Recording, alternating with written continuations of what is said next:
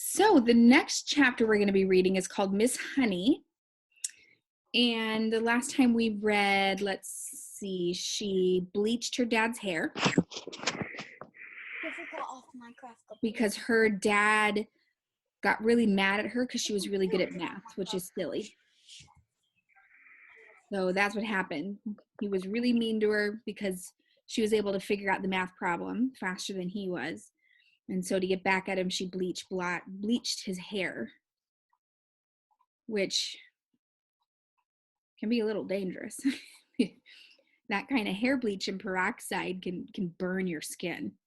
So that's not something you ever want to play with, okay?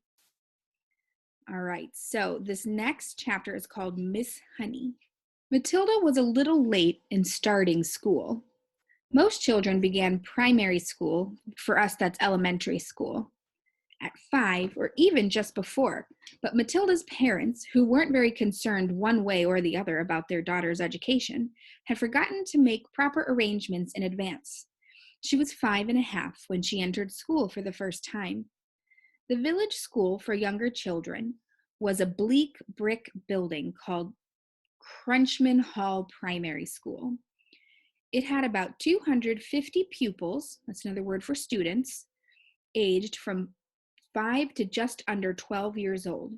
The head teacher, or the boss, the supreme commander of this establishment, was a formidable middle-aged lady whose name was Miss Trunchbull. Naturally, Matilda was put in the bottom class, where there were 18 other small boys and girls about her same age. Their teacher was called Miss Honey, and she could not have been more than 23 or 24 years old. She had a lovely pale oval Madonna face with blue eyes, and her hair was light brown. Her body was so slim and fragile, one got the feeling that if she fell over, she would smash into 1,000 pieces, like a porcelain figure. Miss Jennifer Honey was a mild and quiet person who never raised her voice and was seldom seen to smile, but there was no doubt that she possessed a rare gift for being adored by every small child under her care. She seemed to understand totally the bewilderment and fear that so often overwhelm young children who, for the first time in their lives, are herded into a classroom and told to obey orders. Some curious warmth that was almost tangible shone out of Miss Honey's face when she spoke to a confused and homesick newcomer to the class. Miss Trunchbull, the head mistress, was something else altogether.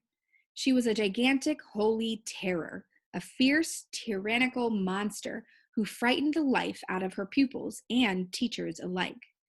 There was an aura of menace about her, even at a distance, and when she came up close to you, you could almost feel the dangerous heat radiating from her as from a red-hot rod of metal. When she marched, Miss Trunchbull never walked. She always marched like a stormtrooper with long strides and arms a-swinging. When she marched along the corridor, you could actually hear her snorting as she went. And if a group of children happened to be in her path, she plowed right through them like a tank, with small people bouncing off her to the left and right. Thank goodness we don't meet many people like her in this world, although they do exist, and all of us are likely to come across at least one of them in our lifetime. If you ever do, you should behave as if you would if you met an enraged rhinoceros out in the bush. Climb up in the nearest tree and stay there until it has gone away. This woman, in all of her eccentricities and in her appearance, is almost impossible to describe, but I shall make some attempt to do so a little later on. Let us leave her for a moment and go back to Matilda and her first day in Miss Honey's class. After the usual business of going through all the names of the children, Miss Honey handed out a brand new exercise book to each pupil. "You have all brought your own pencils, I hope," she said. "Yes, Miss Honey," they chanted. "Good. Now, this is the very first day of school for each of you. It is the beginning of at least 11 long years of schooling that all of you are going to have to go through. and 6 of those years will be spent right here at Crunchman Hall, where, as you know, your head mistress, Miss Trunchbull, or where, as you know, your head mistress is Miss Trunchbull. Let me, for your own good, tell you something about Miss Trunchbull. She insists upon strict discipline throughout the school, and if you take my advice, you will do your very best to behave yourself in her presence at all times. Never argue with her. Never answer back. Always do as she says. If you get on the wrong side of Miss Trunchbull, she can liquidize you like a carrot in a kitchen blender. It's nothing to laugh about, Lavender. Take that grin off your face. All of you will be wise to remember that Miss Trunchbull deals very, very severely with anyone who gets out of line at school. Have you got that message? Yes, Miss Honey, chirped the 18 eager little voices. I myself, Miss Honey went on, want to help you to learn as much as possible while you are here in this class. That is because I know that it will make things much easier for you later on. For example, by the end of this week, I shall expect each one of you to know your 2 times tables by heart. And in the year's time, I hope you will know all your multiplication tables up to 12. It will help you enormously if you do. It's true. Listen to the lady. Now then, do any of you happen to have learnt the 2 times tables already? Matilda put up her hand. She was the only one. Miss Honey looked carefully at the tiny girl with dark hair and a round, serious face sitting in the second row. Wonderful, she said. Please stand up and recite as much as you can. Matilda stood up and began to say the 2 times table. When she got to twice 12 is 24, she didn't stop. She went right on to twice 13 is 26. Twice 14 is 28. Twice 15 is 30. Twice 16 is... Stop, Miss Honey said. She had been listening silently, spellbound, to this smooth recital, and now she said, How far can you go? How far? Matilda said. Well, I don't really know, Miss Honey. For quite a while, I think. Miss Honey took a few minutes or moments to let this curious statement sink in. You mean, she says, that you could tell me what 2 times 28 is? Yes, Miss Honey. What is it? 56, Miss Honey. What about something harder, like 2 times 487? Can you tell me that? I think so, yes, Matilda said. Are you sure? Why, yes, Miss Honey, I'm fairly sure. What is it then? 2 times 487. 974, Matilda said immediately. She spoke quietly and politely, and without any sign of showing off. Miss Honey gazed at Matilda with absolute amazement. But when she spoke next, she kept her voice level. That is very splendid, she said. But of course, multiplying by 2 is a lot easier than some of the bigger numbers. What about the other multiplication tables? Do you know any of those? I think so, Miss Honey. I think I do. Which ones, Matilda? How far have you got? I don't quite know, Matilda said. I don't know what you mean. What I mean is, do you, for instance, know the 3 times table? Oh, yes, Miss Honey. And the 4 times? Yes, Miss Honey. Well, how many do you know, Matilda? Do you know all the way up to the 12 times tables? Yes, Miss Honey. What are 12 sevens? 84, Matilda said. Miss Honey paused and leaned back in her chair behind the plain table that stood in the middle of the floor in front of the class. She was considerably shaken by this exchange, but took care not to show it. She had never come across a 5-year-old before, or indeed a 10-year-old who could multiply with such facility. I hope the rest of you are listening to this, she said to the class. Matilda is a very lucky girl. She has wonderful parents who have already taught her to multiply lots of numbers. Was it your mother, Matilda, who taught you? No, Miss Honey, it wasn't. Then you must have a great father. He must be a brilliant teacher. No, Miss Honey, Matilda said quietly. My father did not teach me. You mean you taught yourself? Well, I don't quite know, Matilda said truthfully.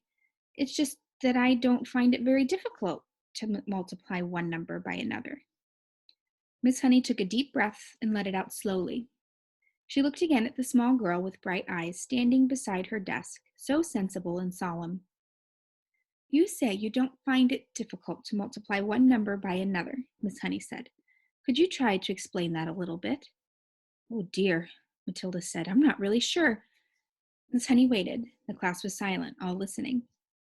For instance, Miss Honey said, if I asked you to multiply 14 by 19, no, that's too difficult.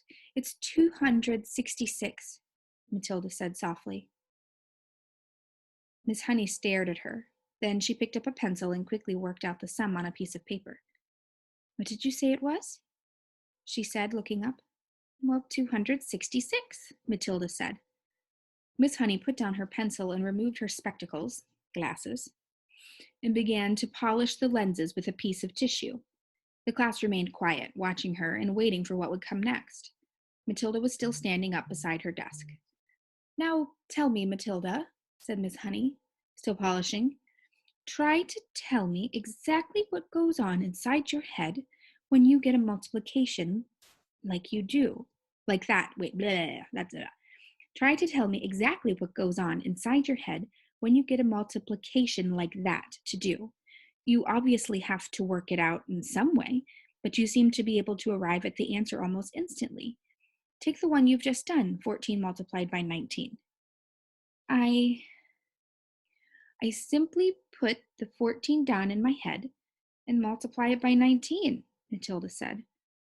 I'm afraid I don't know how else to explain it. I've always said to myself that if a little pocket calculator can do it, why shouldn't I? Why not indeed, Miss Honey said. The human brain is quite an amazing thing. I think it's a lot better than a lump of metal, Matilda said. That's all a calculator is. How right you are, Miss Honey said. Pocket calculators are not allowed in this school anyway. Miss Honey was feeling quite quivery.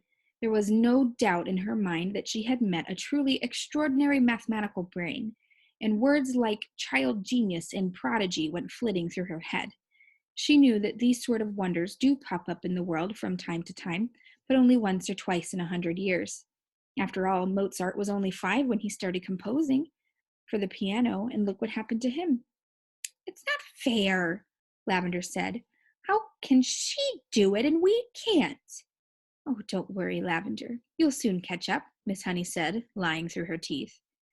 At this point, Miss Honey could not resist the temptation of exploring still further the mind of this astonishing child. She knew that she ought to be paying some attention to the rest of the class, but she was altogether too excited to let the matter rest. Well, she said, pretending to address the whole class, let us leave sums for the moment and see if any of you have begun to learn how to spell. Hands up for anybody that can spell cat. 3 hands went up. They belonged to Lavender, a small boy called Nigel, and to Matilda. Spell cat, Nigel. Nigel spelled it. Miss Honey now decided to ask a question that normally she would not have dreamt of asking the class on the first day.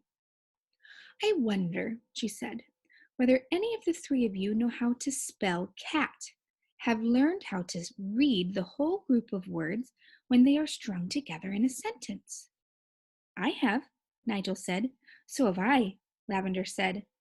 Miss Honey went to the blackboard and wrote with white chalk the sentence, I have already begun to learn how to read long sentences.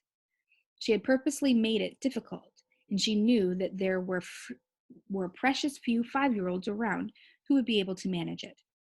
Can you tell me what this says, Nigel? She asked. That's too hard, Nigel said. Lavender? The first word is I, Lavender said. Can any of you read this whole sentence? Miss Honey asked, waiting for the yes that she felt certain was going to come from Matilda. Yes, Matilda said. Go ahead, Miss Honey said. Matilda read the sentence without any hesitation at all. Well, that is really very good indeed, Miss Honey said, making the understatement of her life. How much can you read, Matilda? Oh, I think I can read most things, Miss Honey, Matilda said, although I'm afraid I can't always understand the meanings. Miss Honey got to her feet and walked smartly out of the room, was back 30 seconds carrying a thick book. She opened it at a random place on Matilda's desk. "This is a book of humorous poetry," she said. "See if you can read that one out loud." Smoothly, without a pause, and at a nice speed, Matilda began to read.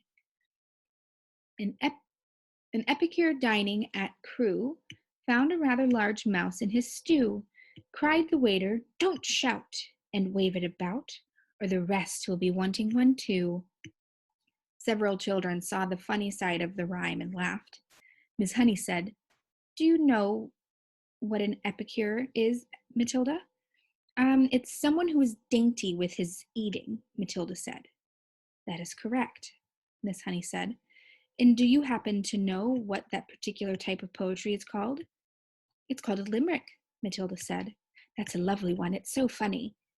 "It's a fabulous one," Miss Honey said, picking up the book and returning to her table in front of the class. "A witty limerick is very hard to write," she added. "They look easy, but they most certainly are not." "Oh, I know," Matilda said. "I've tried quite a few times, but mine are never very good." "You have you?" Miss Honey said, more startled than ever. "Well, Matilda, I would very much like to hear one of these limericks you say you have written. Could you try to remember one for us?" "Well," Matilda said, hesitating, "I've actually been trying to make one up about you, Miss Honey, while we've been sitting here." "About me!" Miss Honey cried. "Well, we've certainly got to hear that one now, haven't we?" "I don't think I want to say it, Miss Honey." "Oh, please tell me," Miss Honey said. "I promise I won't mind." "I think you will, Miss Honey, because I have to use your first name to make things rhyme, and that's why I don't want to say it." "How do you know my first name?" Miss Honey asked. "I heard another teacher calling you it, or calling you by it just before we came in," Matilda said. "She called you Jenny." "I insist upon hearing this limerick," Miss Honey said, smiling one of her rare smiles. "Stand up and recite it."